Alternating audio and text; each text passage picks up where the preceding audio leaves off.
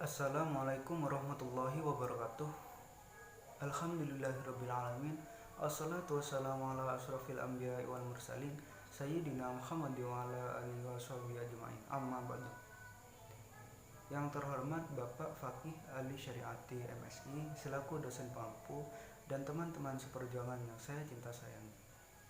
Pertama-tama marilah kita panjatkan puja dan puji syukur kehadirat Allah Subhanahu wa taala yang telah memberikan segala rahmat, tauhid dan hidayahnya kepada kita semua.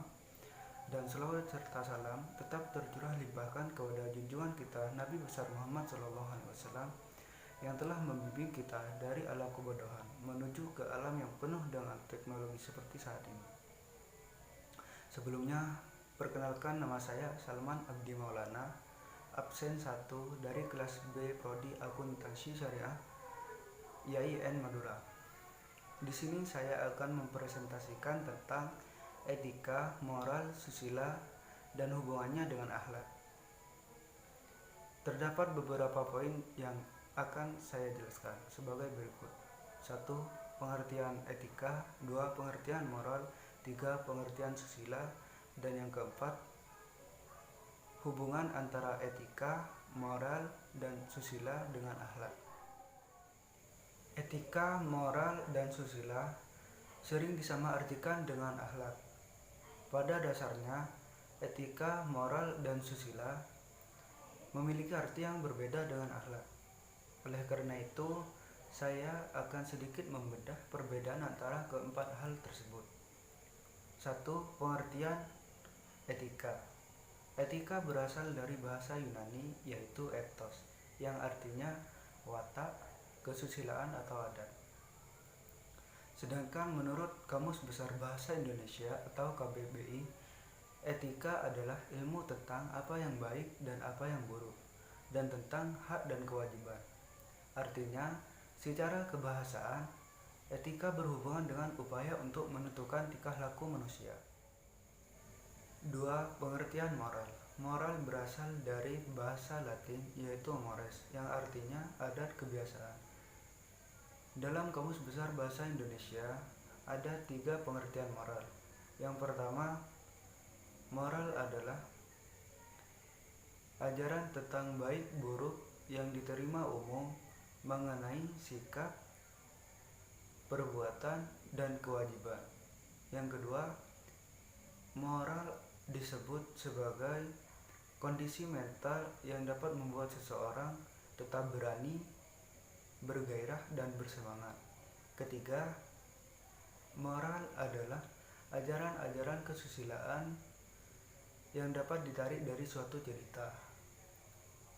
Moral secara istilah berarti suatu istilah yang digunakan untuk menentukan batas-batas dari sifat, perangai, kehendak, pendapat atau perbuatan yang dapat dikatakan baik, buruk, benar, atau salah. 3. Pengertian susila. Susila berasal dari bahasa Sanskerta yaitu su yang berarti baik, bagus, dan sila yang berarti dasar, prinsip, peraturan hidup atau norma.